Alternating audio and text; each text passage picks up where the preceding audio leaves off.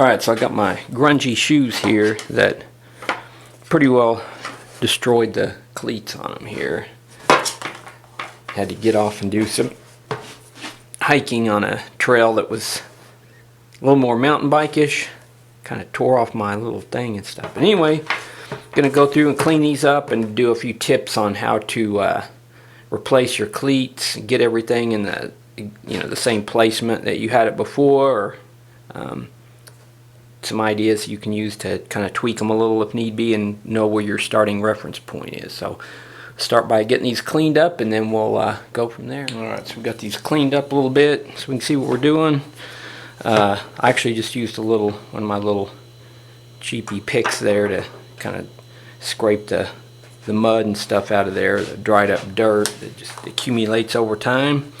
So anyway, basically what you'll need is just one of these silver Sharpies, and these are some cleats that I've had on here and replaced numerous times. These shoes probably need to be replaced here pretty soon, but we'll give them one more cleat replacement. But what I guess basically the point I'm getting at is that I'm pretty well set on where I would like these cleats. I've tweaked them and things like that before. So anyway, we've got a set of new cleats here. And if you look carefully on any set of new cleats, there's a little,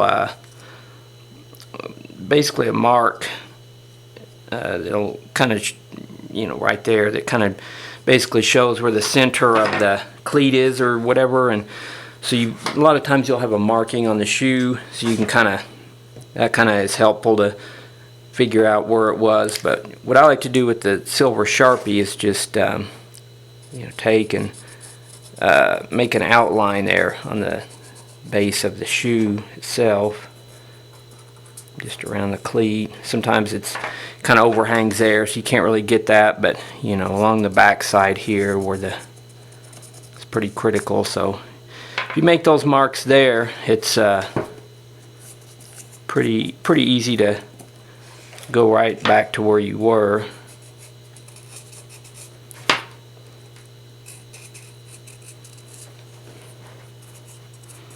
Alright, do this first. These Shimano cleats, it's just a 4mm hex key here.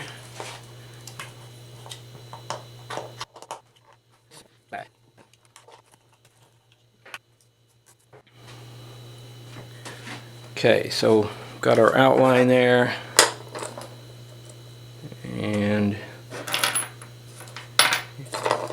first off, basically the way these cleat bolts, there's a little plate that'll just sit down, it doesn't go like that. There's kind of a little inset edge that it'll go down. You got some float side to side, and then the bolt, the flange there, has some float basically up and down. So go ahead and just stick our plates in here first. Might make it a little easier. And then I like to put just a little bit of grease on these threads.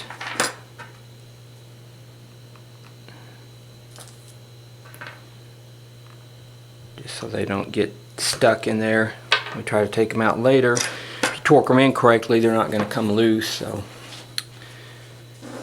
we just position our cleat there. The bolt's kind of in place.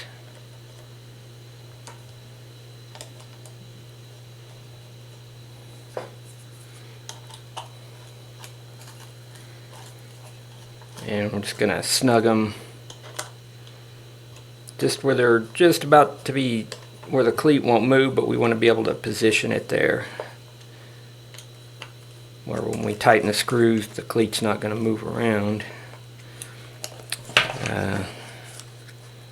Yeah, that's just a matter of positioning it right where the old one was. That looks pretty good right there.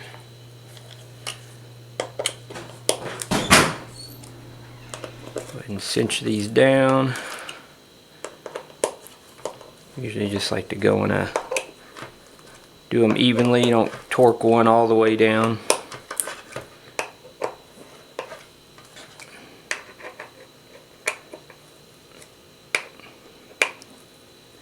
But I would guess you'd probably want to tighten these, I don't know, about 5 to 6 Newton meters if you have want to use a torque wrench. So got that one in place. We'll repeat the process with the other one, and I'll show you a little way to kind of check and make sure they're in the same plane there. I like to kind of, you know, if you're putting some cleats on for the first time, or you know, you kind of just want to make sure they're more or less symmetrical.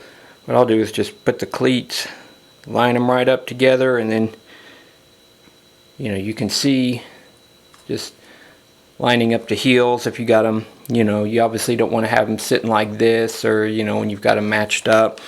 You know, that's also a good way if you're transferring cleats from one set of shoes to another set. You can, it'll give, you know, shoes are going to always be a little bit different, but you can basically take the front to the back and, you know, kind of make sure that you have them, you know, hold the heels together basically, or it's, you know, maybe at the end, and kind of, you know, match up from the side where the cleats are lining up together. If you're having, you know, cleat issues or whatever, you kind of like where you're at, but you know, you feel like maybe you're, you know, there's kind of a, you know, on this type of cleat, the yellow version, there's a little bit of, I think maybe 4 or 6 degrees of float. And so if you find that you're riding right up against the bump stop there on one before the cleat disengages, you know, you may loosen that cleat up and tilt the heel out a couple degrees, see if that gets you more in the center of your natural riding position there. Okay, so just reviewing, tip number 1, mark your lines. Tip number 2, always put some grease on the bolts there before you torque them in. Makes them a lot easier to get out later. Tip number 3, check your alignment. Make sure the cleats are the same. And then with your marked lines, it makes it easy to try a little tweak and then go back to where your original spot was if that doesn't work out. So tip number 4, getting your fore and aft dialed in there. So I know the kind of the trend these days is to just slam the cleats as far back as they'll go. So, you know, again, you got the little mark there. That's kind of where the pedal spindle is going to be. Historically, it's always been kind of try to get that pedal spindle maybe over the ball of your foot, but I don't know, just from my experience, it feels like the further back you have the cleat, it kind of increases your, maybe your power range and the kind of the longer duration, you know, maybe like your FTP, that kind of thing, but kind of at the sacrifice of your top end like sprinting power, and then just vice versa. If you have them slammed all the way forward, definitely helps with that top end peak power, but maybe sacrifices a little bit of that, you know, the 20-minute, 30-minute plus power, longer durations or whatever. So, you know, you can kind of pick whichever, you know, what feels the best to you, I guess, and just kind of experiment back and forth. But, you know, that's one thing with the beauty of having that mark there. You can always go back to that. Alright, so got those all on. My tip number 5, I always like to save a few of these bolts, cleats and stuff, and I'll just put them in my little parts stuff there. Put them in your race bag or whatever. Maybe if you have a cleat, this is pretty well smoked. This is the better of the two, but you know, sometimes you damage a cleat and you have one that's still halfway decent.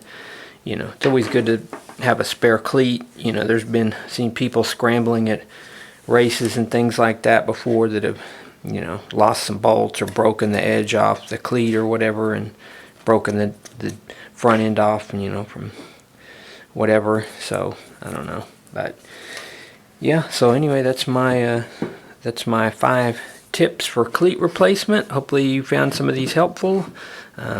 Please consider subscribing to my channel if you're not already a subscriber. And yeah, thanks for watching.